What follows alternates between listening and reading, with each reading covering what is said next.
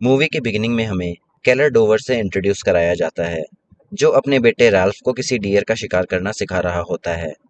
और राल्फ के successful shot के बाद वो दोनों उस डियर को अपने साथ लेकर वापस अपने घर की तरफ निकल देते हैं। रास्ते में केलर अपने बेटे से अपने फादर की दी हुई एक एडवाइस को शेयर करता है कि हमें हर वक्त किसी भी मुसीबत के लिए खुद को प्रिपेयर रखना चाहिए, चाहे वो वॉर हो या कोई डिजास्टर, और हर सिचुएशन में सरवाइव करना हमें आना चाहिए। और वो अपने बेटे को शिकार के लिए शाबाशी भी देता है। अगले सीन में हम केलर की फैमिली को देखते हैं, जिसमें उसकी वाइफ ग्रेस और बेटी एना को दिखाया जाता है। वो सभी अपने पड़ोसी बर्च फैमिली के घर उसी डियर का मीट शेयर करने जा रहे होते हैं। दरअसल आज थैंक्सगिविंग फेस्टिवल होता है और ये दोनों फैमिलीज साथ में थैंक्सगिविंग सेलिब्रेट करने वाले थे। बर्च फैमिली में भी केलर की फैमिली की तरह 4 लोग थे। हस्बैंड और वाइफ का नाम फ्रैंकलिन और नैन्सी था, और उनकी 2 बेटियां थीं, जिनका नाम एलाइजा और जॉय था। सभी फूड और सेलिब्रेशन की तैयारी करने लगते हैं। तभी जॉय और एना अपने फादर से बाहर खेलने जाने की परमिशन मांगती है। उन्हें परमिशन मिल जाती है, पर केलर उन्हें एलाइजा और रैल्फ को भी साथ ले जाने के लिए बोलता है। फिर वो चारों घर से निकल जाते हैं। रैल्फ और एलाइजा आपस में बातें करने लगते हैं। तभी एलाइजा रैल्फ से पूछती है कि क्या तुम्हें बुरा नहीं लगा जब तुमने उस डियर को मार दिया। तो रैल्फ जवाब में पूछता है कि क्या तुम्हें काउस के लिए बुरा लगता है जब तुम मैकडोनल्ड्स में खाने जाती हो। रैल्फ और एलाइजा अपनी बातें कर ही रहे थे कि तभी वो देखते हैं कि एना और जॉय वहां पार्क्ड एक आरवी के ऊपर जाकर शरारत कर रहे हैं। रैल्फ और एलाइजा उन्हें रोकते हैं और घर की तरफ लौटने लगते हैं कि तभी उन्हें आरवी के अंदर से एक म्यूजिक सुनाई देती है। वो थोड़े सरप्राइज हो जाते हैं क्योंकि उन्हें लग रहा था कि आरवी में तो कोई नहीं है। उसके बाद वो सभी घर लौट जाते हैं। घर पहुंच के सभी खाना खाते हैं और एंजॉय करने लगते हैं। जॉय एना को अपने पेट हैमस्टर से मिलाती है, जो कि एना को बहुत पसंद आता है। उधर सारे पेरेंट्स एक साथ बैठकर एंजॉय कर रहे होते हैं और फ्रैंकलिन अपना कॉर्नेट बजा रहा होता है। तभी एना और जॉय दौड़ के वहां आते हैं। एना जॉय को अपने घर पे ले जाने का जिद करती है, क्योंकि वो भी अपने न्यू टॉयज जॉय को दिखाना चाहती थी। फ्रैंकलिन बच्चों से कहता है कि उन्हें जिंगल बेल्स गा के सुनाना पड़ेगा अगर वो बाहर जाने की परमिशन चाहते हैं तो। जॉय और एना बहुत मज़े से जिंगल बेल्स गाने लगते हैं और उसके बाद उन दोनों को परमिशन मिल जाती है। ग्रेस उन्हें एलाइजा और रैल्फ को साथ ले जाने कहती है, जो कि बेसमेंट में टीवी देख रहे थे। पेरेंट्स वापस से अपनी बातों में बिजी हो जाते हैं। अगले सीन में हमें दिखाया जाता है कि केलर बच्चों को ढूंढता हुआ बेसमेंट में आता है, तो देखता है कि रैल्फ और एलाइजा साथ बैठकर टीवी देख रहे हैं। वो उनसे पूछता है कि जॉय और एना कहाँ हैं, तो जवाब में एलाइजा बोलती है कि खाने के बाद से उसने तो उन दोनों बच्चों को नहीं देखा। केलर को लगता है कि शायद दोनों बच्चे उसी के घर में होंगे और अभी तक वापस नहीं आए हैं, तो वो उन्हें ढूंढते हुए अपने घर जाता है, पर वो दोनों वहां भी नहीं होते। फिर सब लोग उन्हें ढूंढने लग जाते हैं, पर उन दोनों का कोई पता नहीं चलता। आसपास के पड़ोसियों से भी पूछने पे उन्हें कोई क्लू नहीं मिलता। तभी रैल्फ उन सभी को उस आरवी के बारे में बताता है जो वहां पार्क थी। वो सभी बारिश में दौड़ते हुए उस जगह पहुंचते हैं, लेकिन वो आरवी वहां से जा चुका होता है। फिर केलर पुलिस को कॉल करता है और उन बच्चों की मिसिंग रिपोर्ट लिखाता है और साथ में उस आरवी का जिक्र भी करता है। अगले सीन में हम एक रेस्टोरेंट में एक बंदे को अकेले डिनर करते हुए देखते हैं। उसका नाम लोकी था और वो एक डिटेक्टिव था। डिनर करते हुए उसे एक कॉल आता है। कॉल पे सभी नियर बाई पुलिस वालों को इन्फॉर्म किया जाता है कि डिस्क्रिप्शन के मुताबिक एक आरवी का पता चला है और उसकी लोकेशन शेयर की जाती है। लोकी कुछ पुलिस वालों के साथ उस आरवी के पास जाता है। जैसे ही वो आरवी के नज़दीक जाने लगता है, आरवी अचानक से स्टार्ट होके पीछे आता है और फिर एक पेड़ से जाके क्रैश हो जाता है। लोकी आरवी के अंदर अपनी गन लेकर जाता है और वहां उसे एक लड़का मिलता है जिसका नाम एलेक्स होता है। लोकी एलेक्स से दोनों हाथ ऊपर करके बाहर आने कहता है। फिर वो एलेक्स से उन बच्चों के बारे में रिपीटेडली पूछता है, लेकिन एलेक्स उसके सवालों का कोई जवाब नहीं देता। फिर वो सभी एलेक्स को अरेस्ट कर लेते हैं और वो आरवी सील करके जब्त कर लेते हैं। पुलिस स्टेशन में लोकी बहुत इंटेंस तरीके से एलेक्स से कुछ बुलवाने की कोशिश करता है, लेकिन एलेक्स उन बच्चों से जुड़ी कोई इन्फॉर्मेशन नहीं दे पाता। आरवी से भी कोई क्लू या फिंगरप्रिंट्स नहीं मिलता। एलेक्स बस इतना बताता है कि वो उस आरवी में ही सोता है और अपनी आंटी के बैकयार्ड में उसे पार्क करके रखता है। लोकी फिर एलेक्स के आंटी के घर में पहुंच जाता है, जिसका नाम हॉली जोन्स था। मिसेस जोन्स कहती है कि एलेक्स कभी भी ऐसी मुसीबत में पहले नहीं पड़ा है। वो लोकी को एलेक्स के कमरे में ले जाती है। वहां लोकी एक आदमी का फोटो देखकर उठाता है, तो मिसेस जोन्स बताती है कि वो उसके हस्बैंड का फोटो है, जो 5 साल पहले झगड़ा करके घर छोड़ के चले गए थे और कभी वापस नहीं आए। लोकी फिर एलेक्स के पेरेंट्स के बारे में पूछता है, तो मिसेस जोन्स बताती है कि वो एक कार एक्सीडेंट में मारे गए थे जब एलेक्स 6 साल का था, और तभी से वही एलेक्स की देखभाल कर रही है। लोकी को आंटी के घर से कुछ खास नहीं मिलता, तो वो ज्यादा इंटरेस्ट न लेते हुए पुलिस स्टेशन वापस लौट जाता है। अगले सीन में हमें दिखाया जाता है कि केलर और फ्रैंकलिन पुलिस फोर्स के साथ फॉरेस्ट में जॉय और एना को ढूंढ रहे हैं, जिस जगह वो आरवी पाया गया था। अगले दिन लोकी फ्रैंकलिन और केलर के घर जाता है। नैन्सी लोकी को जॉय की कुछ फोटोग्राफ्स देती है। उधर ग्रेस लोकी के साथ बात करते करते टूट कर रोने लगती है। वो एक सदमे में चली जाती है और वो मानना ही नहीं चाहती कि एना खो गई है। फिर केलर आता है और लोकी से उस आरवी और एलेक्स के बारे में पूछता है। लोकी बताता है कि एलेक्स से बात करते हुए उसे कोई इन्फॉर्मेशन नहीं मिला और ना ही आरवी में किसी तरह का कोई क्लू पाया गया। लोकी केलर को बताता है कि एलेक्स का आईक्यू एक 10 साल के बच्चे जितना है और वो इतना केपेबल है ही नहीं कि दो बच्चों को दिन दहाड़े गायब कर दे। फिर केलर उससे पूछता है कि अगर उसका आईक्यू एक 10 साल के लड़के जितना है तो वो इतनी बड़ी आरवी कैसे ड्राइव कर लेता है। इसके जवाब में लोकी बस एश्योरेंस देता है कि वो अभी एलेक्स को एकदम से सस्पेक्ट लिस्ट से नहीं हटा रहा। केलर गुस्से में लोकी से ऊंची आवाज में बात करने लगता है और गालियां देने लगता है। फिर लोकी उसे शांत रहने की रिक्वेस्ट करके समझाते हुए वहां से बाहर आता है। केलर भी उसके पीछे पीछे उसके कार तक आता है और लोकी से रिक्वेस्ट करता है कि एलेक्स पे कोई ना कोई चार्ज लगाकर उसे कस्टडी में ही रखे और जाने ना दे। लोकी फिर पुलिस स्टेशन में अपने सीनियर कैप्टन रिचर्ड के पास जाता है और एलेक्स को 1-2 दिन एक्स्ट्रा कस्टडी में रखने की परमिशन मांगता है, पर कैप्टन ये अलाउ नहीं करता क्योंकि एलेक्स के खिलाफ अभी तक उनके पास कोई ठोस एविडेंस नहीं था। फिर वहां से लोकी सिमिलर तरीके के पुराने केसेस के बारे में इन्वेस्टिगेट करता हुआ एक फादर के घर पहुंचता है। वहां कई बार डोरबेल बजाने के बाद भी कोई दरवाजा नहीं खोलता। लोकी खिड़की से अंदर झांकता है तो वहां उसे एक आदमी फ्लोर पे गिरा हुआ दिखता है। इमीडिएटली वो दरवाजा तोड़कर अंदर जाता है तो उसे शराब की एम्प्टी बॉटल्स मिलती हैं और फादर एकदम नशे में बेहोश पड़े होते हैं। लोकी उस घर को सर्च करने लगता है कि तभी उसे एक हिडन बेसमेंट मिलता है, और वो भी बिना किसी सीढ़ी के।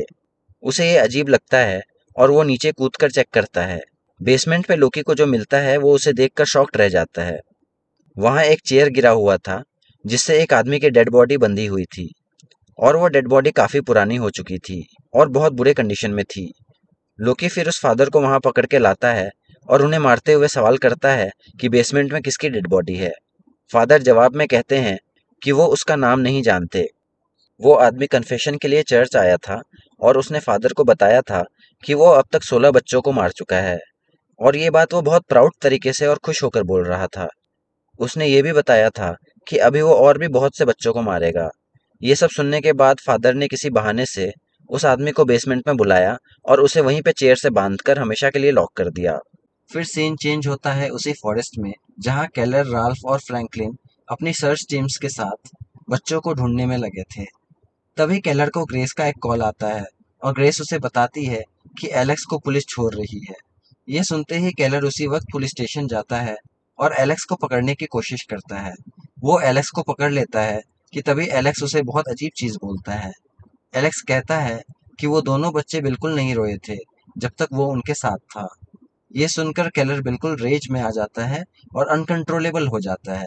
किसी तरह पुलिस वाले उसे रोकते हैं और एलेक्स को छोड़ देते हैं, और केलर को वायलेंट बिहेवियर की वजह से पुलिस स्टेशन में रोक लिया जाता है। वहां केलर लोकी को एलेक्स की कही हुई बात बताता है। तब लोकी पूछता है कि क्या किसी और ने एलेक्स को वैसा कहते सुना है, तो केलर के पास इसका कोई जवाब नहीं होता। लोकी को लगने लगता है कि केलर का ये शायद कोई भ्रम होगा। फिर भी लोकी वापस से एलेक्स के आंटी के घर जाता है और वहां वो फिर से इन्वेस्टिगेट करता है, पर इस बार भी उसे कोई नया इन्फॉर्मेशन नहीं मिलता।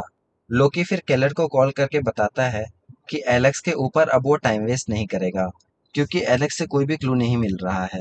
बट केलर ये सुन के सेटिस्फाई नहीं होता। वहाँ केलर के घर में ग्रेस की हालत बहुत ज्यादा खराब होने लगती है। अब वो मेंटली खुद को संभाल नहीं पा रही होती है। केलर इसके बाद रैल्फ को ग्रेस और घर की देखभाल का रिस्पॉन्सिबिलिटी देता है और घर से निकल जाता है। केलर अपनी गाड़ी लेके एलेक्स के घर के बाहर पहुंच जाता है और इंतजार करने लगता है। रात होने के बाद एलेक्स अपने डॉग को टहलाने निकलता है और केलर उसे छुप के ऑब्जर्व करने लगता है। तभी एलेक्स जिंगल बेल वाला वही गाना गाने लगता है जो जॉय और एना थैंक्सगिविंग के दिन घर पे गा रहे थे। ये सुनने के बाद केलर को विश्वास हो जाता है कि एलेक्स को बच्चों के बारे में ज़रूर पता होगा।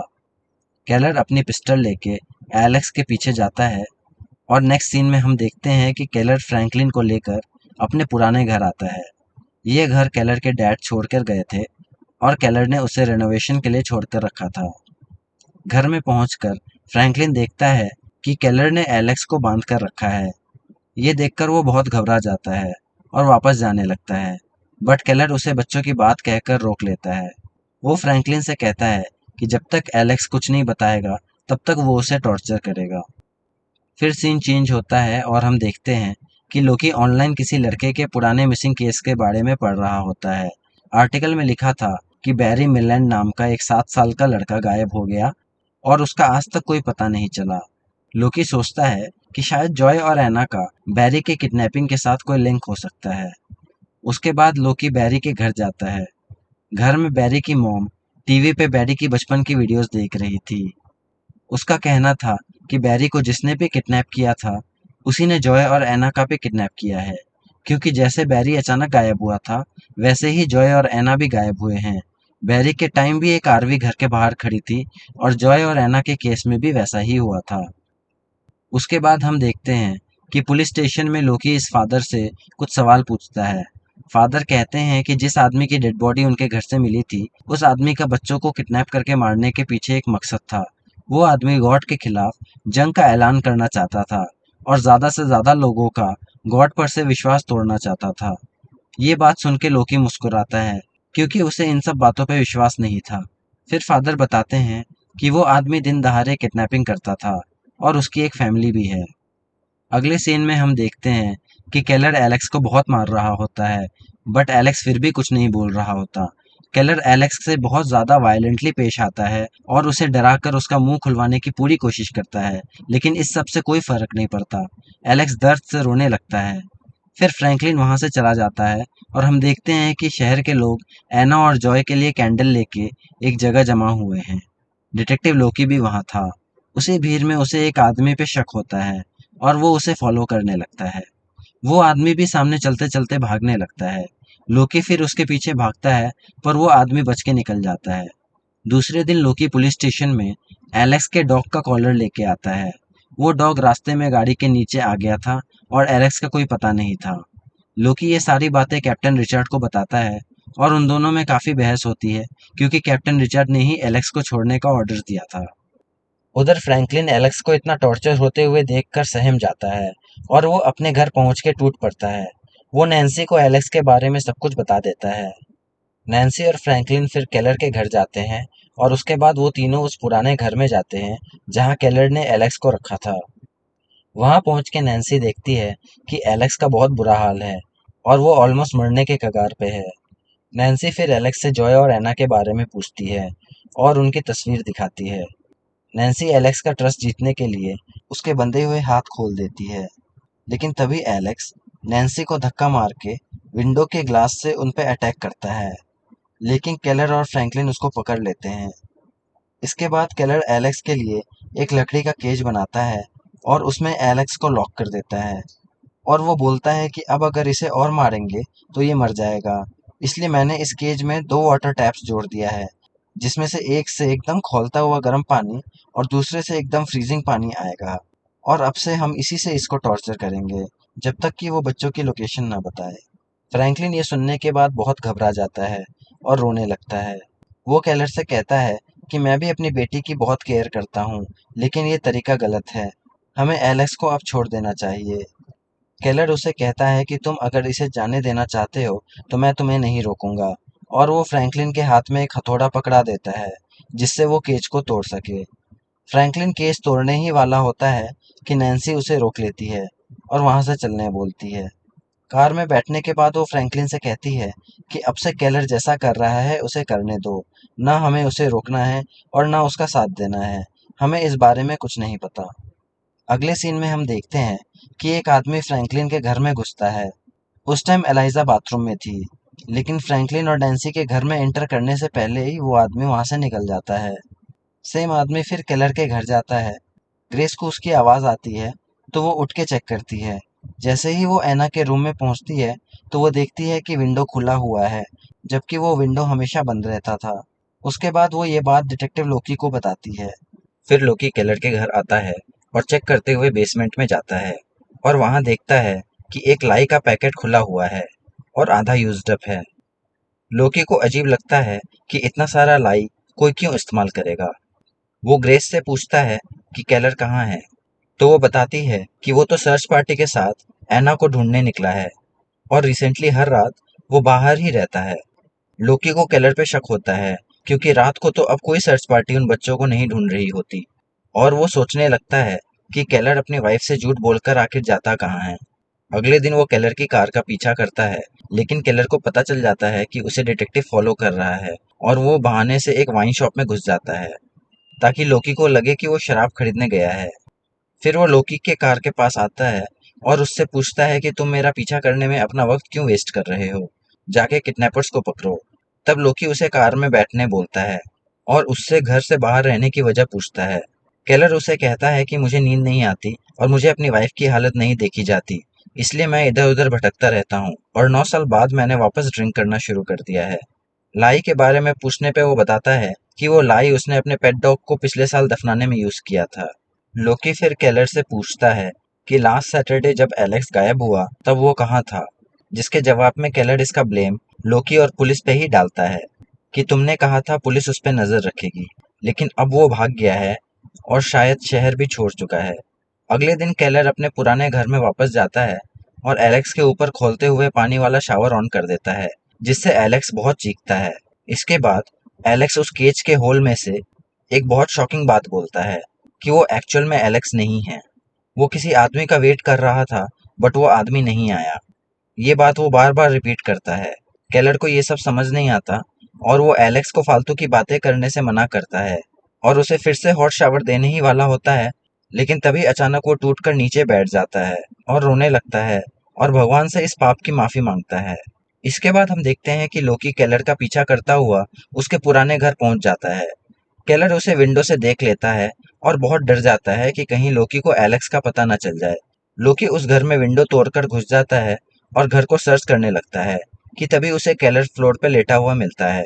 केलर ऐसे एक्ट करता है कि वो ड्रिंक करके वहां लेटा हुआ है और वो ये बहाना बनाता है कि वो अपनी वाइफ के सामने ड्रिंक नहीं करना चाहता, इसलिए यहाँ पे छुप के ड्रिंक करने आता है। लोकी सर्च करते करते उस जगह तक पहुंचने ही वाला होता है जहां एलेक्स कैद था, लेकिन तभी उसे एक कॉल आता है और कॉल पे एक लड़की लोकी को उस आदमी की इन्फॉर्मेशन देती है जो कैंडल मार्च वाली रात को लोकी के हाथ से निकल गया था। लोकी फिर केलर को घर जाने बोलता है और वहां से उस आदमी के घर पहुंच जाता है। लोकी उस आदमी से पूछता है कि तुम उस रात मुझे देखकर क्यों भागे थे, मगर वो आदमी कहता है कि मैं तो आपको फर्स्ट टाइम देख रहा हूँ, शायद आपसे कोई गलती हुई है। लेकिन थोड़ी ही देर बाद वो वहां से भागने का ट्राई करता है और लोकी उसे पकड़ के हथकड़ी लगा देता है। जब लोकी उस आदमी के घर की तलाशी ले रहा होता है तो उसे काफी बड़े बड़े बॉक्सेस मिलते हैं जिसके अंदर बच्चों के कपड़े थे और इन सब कपड़ों पे खून लगा हुआ था, और उन्हीं बॉक्सेस में काफी सारे सांप भी होते हैं। एक बॉक्स के अंदर लोकी को एक नोटबुक मिलती है जिसमें काफी अजीबोगरीब पजल्स की ड्राइंग थी। इसके बाद लोकी उस आदमी के घर से मिले कपड़ों की फोटोज को दोनों फैमिलीज को दिखाता है, जिसमें से नैन्सी जॉय के कुछ कपड़े पहचान लेती है और एक सॉक्स के पेयर को केलर पहचान लेता है कि ये तो एना के सॉक्स है, और वो रोने लगता है क्योंकि सभी कपड़ों पे खून लगा हुआ था। उन्हें लगता है कि एना और जॉय अब इस दुनिया में नहीं रहे। केलर घर जाके रैल्फ को वार्न करता है कि कुछ भी हो जाए अपनी माँ को तुम न्यूज़ वगैरह नहीं देखने दोगे। वहीं पुलिस स्टेशन में उस आदमी की पहचान एज बॉब टेलर हो जाती है। लोकी उसको बच्चों की डेड बॉडीज की लोकेशन बताने बोलता है और बॉब पेपर पे कुछ बनाने लगता है। लोकी उसका काफी देर वेट करता है और इसके बाद उसका पेशेंस खत्म होता है और वो फ्रस्ट्रेट होकर बॉब को मारने लगता है और उसका सर टेबल पे पटक देता है। ये देख के बाकी पुलिस वाले लोकी को रोकने वहां आ जाते हैं। तभी बॉब एक पुलिस वाले की पॉकेट से गन निकाल लेता है और अपने आप को शूट कर लेता है। लोकी का सीनियर उससे कहता है कि तुम्हें ऐसा नहीं करना चाहिए था और बॉब को पेशेंटली हैंडल करना चाहिए था। उधर केलर फिर से अपने पुराने घर जाता है और ड्रिंक करते हुए एलेक्स को बताता है कि अब वो एलेक्स को छोड़ देगा। तभी एलेक्स बताता है कि वो दोनों लड़कियां उसे किसी मेज के अंदर मिलेंगी। केलर एकदम से चौंक जाता है और उससे और सवाल करने लगता है, लेकिन एलेक्स इससे ज़्यादा और कुछ नहीं बोलता। फिर केलर एलेक्स के आंटी के घर पहुंच जाता है और कहता है कि मैं सभी ट्रबल्स के लिए सॉरी बोलने आया हूँ। मिसेस जोन्स केलर को अंदर बुलाती है और उसे बताती है कि पहले वो और उसका हस्बैंड भगवान को बहुत ज़्यादा मानते थे, पर जब उनके बेटे की कैंसर की वजह से डेथ हुई, उन दोनों का भगवान पर से विश्वास उठ गया। उन्होंने एलेक्स को अडॉप्ट किया, पर फिर भी अपने बेटे को खोने के सदमे से वो दोनों कभी उभर नहीं पाए। ये सब सुनने के बाद केलर मिसेस जोन्स को बताता है कि कुछ दिनों से वो किसी मेज के अंदर खो जाने के सपने देख रहा है। ये सुनते ही मिसेस जोन्स थोड़ा शॉक होके चुप हो जाती है। फिर वो बात बदलते हुए कहती है कि एलेक्स ज़्यादा बात नहीं कर पाता है। उसका बचपन में एक एक्सीडेंट हुआ था। केलर उस एक्सीडेंट के बारे में पूछता है, तो मिसेस जोन्स बताती है कि उसके हस्बैंड का सांप पालने का शौक था और एलेक्स को उसी का फोबिया हो गया। इससे आगे वो कुछ बोलती उससे पहले ही केलर के नज़र सामने पड़े न्यूज़पेपर पे जाती है, जिसमें बॉब टेलर के पुलिस कस्टडी में सुसाइड की बात छपी थी। अगले सीन में हम देखते हैं कि लोकी बॉब के बनाए आखिरी मेज को ध्यान से देख के उसका मतलब समझने की कोशिश कर रहा होता है। फिर वो दूसरे रूम में आता है और फ्रस्ट्रेशन में कीबोर्ड तोड़ देता है और सारे फोटोज इधर उधर बिखर जाते हैं। तभी उसकी नज़र एक फोटो पे जाती है, जिसे देखने के बाद वो एकदम हैरान रह जाता है। लोकी देखता है कि फादर के रूम से जो डेड बॉडी मिली थी, उसके गले में एक लॉकेट था, जिसमें वही सेम मेज बना हुआ था जो बॉब ने मरने से पहले बनाया था। लोकी फिर बॉब के घर में वापस जाता है, जहां फॉरेंसिक्स डिपार्टमेंट के लोग इन्वेस्टिगेशन कर रहे थे। जो आदमी वहां इंचार्ज था, वो लोकी को बताता है कि जो खून बच्चों के कपड़ों से मिला था, वो एक्चुअली किसी सूअर का खून है और किसी इंसान के बच्चे का नहीं। और एना और जॉय के अलावा जितने भी कपड़े वहां मिले, उन सब पे टैग अभी तक लगा हुआ है। और जो मेज की ड्राइंग्स उसने बनाई हैं, वो भी एक बुक से कॉपी किया हुआ है। वो बताता है कि बॉब को किसी ने किडनैप किया था जब वो एक बच्चा था।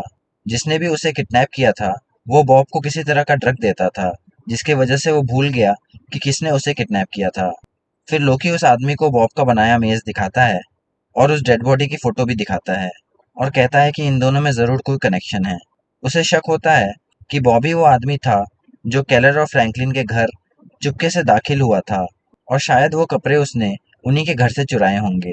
फिर हम देखते हैं कि ग्रेस को एक कॉल आता है, जहां उसे पता चलता है कि जॉय मिल गई है और वो हॉस्पिटल में है। केलर और ग्रेस भी जल्दी से हॉस्पिटल में पहुंच जाते हैं। केलर वहां जॉय से डेस्परेटली एना के बारे में पूछता है, लेकिन नर्स बताती है कि जॉय को ड्रग्स दिया गया है, जिसकी वजह से वो अभी होश में नहीं है। फिर ग्रेस रोते हुए जॉय से पूछती है कि बस इतना बता दो कि एना अभी भी जिंदा है या नहीं। तब थोड़ी देर बाद जॉय आंखें खोलती है और केलर को देखते ही रोने लगती है। वो बताती है कि उनके मुंह पे टेप लगा के उन्हें बंद करके रखा हुआ था और उसने केलर की आवाज़ सुनी थी। केलर को ये सुन के शॉक लगता है और तभी उसे पता चल जाता है कि असली किडनैपर कौन है। केलर जल्दी से हॉस्पिटल से भागता हुआ निकल जाता है। लोकी और बाकी पुलिस वाले उसे रोकने की बहुत कोशिश करते हैं, लेकिन वो बिना कुछ बोले वहां से भाग जाता है। लोकी को अब केलर पे ही शक होने लगता है और वो केलर के पुराने घर में जाता है। वहां पे वो एलेक्स की रोने की आवाज़ सुन लेता है और वो उस आवाज़ का पीछा करते हुए उस जगह पहुंच जाता है जहां एलेक्स कैद था। अगले सीन में हम देखते हैं कि केलर मिसेस जोन्स के घर जाता है और वो कहता है कि पिछले बार मैं अचानक निकल गया था, तो इस बार पूरी बात कंप्लीट करने आया हूँ। मिसेस जोन्स उसे चाय बनाने के लिए कहती है कि तभी केलर से बर्दाश्त नहीं होता और वो मिसेस जोन्स को बता देता है कि उसे सब सच पता है। लेकिन मिसेस जोन्स उसी टाइम अपना गन निकाल लेती है और केलर को अपने हाथ अपने सर के पीछे करने बोलती है और उसके हाथ में हथकड़ी लगाने कहती है। उसके बाद वो उसे एक ड्रिंक पीने बोलती है और कहती है कि अगर तुम अपनी बेटी से मिलना चाहते हो तो तुम्हें ये पीना होगा। इसके बाद मिसेस जोन्स केलर को घर के बैकयार्ड में ले जाती है और जाते जाते कहती है कि एलेक्स एक्चुअल में उनका भतीजा नहीं, बल्कि एलेक्स को उन्होंने बचपन में किडनैप किया था और उसका असली नाम एलेक्स नहीं है। और बॉब टेलर को तो वो भूल ही गई थी, उसको भी उन्होंने ही किडनैप किया था। तब केलर को समझ आता है कि उसने एलेक्स को टॉर्चर करके कितना गलत किया। फिर मिसेस जोन्स बच्चों को किडनैप करने के पीछे अपना मकसद बताती है कि वो और उसका हस्बैंड भगवान के खिलाफ एक युद्ध छेड़ना चाहते थे। जब लोगों के बच्चे उनसे छिन जाएंगे, तो वो भगवान में मानना छोड़ देंगे और किसी किसी को तो ये दुख इंसान से शैतान बना देता है, जैसा केलर के साथ हुआ। यहाँ हमें समझ आता है कि फादर के बेसमेंट में जिसका डेड बॉडी मिला था, वो और कोई नहीं बल्कि मिसेस जोन्स का हस्बैंड था। और फादर ने लोकी को इंटरोगेशन के टाइम जो भी बताया था वो सब सच था। फिर मिसेस जोन्स केलर को कार में बैठने का ऑर्डर देती है और उसे कार को स्टार्ट करने के लिए कहती है। कार को थोड़ा पीछे हटाने के बाद हम देखते हैं कि उस गाड़ी के नीचे एक सीक्रेट बेसमेंट है। मिसेस जोन्स केलर को बोलती है कि एना उसी बेसमेंट में है। केलर स्लैब हटा के देखता है तो वहां बस एक गड्ढा था और वहां कोई नहीं था। मिसेस जोन्स केलर को गड्ढे के अंदर जाने बोलती है और केलर के पैर में गोली मार देती है। केलर के पास और कोई ऑप्शन नहीं होता और वो उस गड्ढे में घुस जाता है। उसके घुसते ही मिसेस जोन्स वो स्लैब फिर से वहां लगा देती है और कार को उसके ऊपर वापस पार्क कर देती है। गड्ढे में पूरा अंधेरा था और जब केलर अपने लाइटर से इधर उधर देखता है तो उसे एना की रेड कलर की विसल मिलती है। वो फिर एना को प्रोटेक्ट करने के लिए भगवान से प्रे करने लगता है। उधर लोकी पुलिस को केलर के पुराने घर में बुला लेता है जहां से वो एलेक्स को रेस्क्यू करते हैं।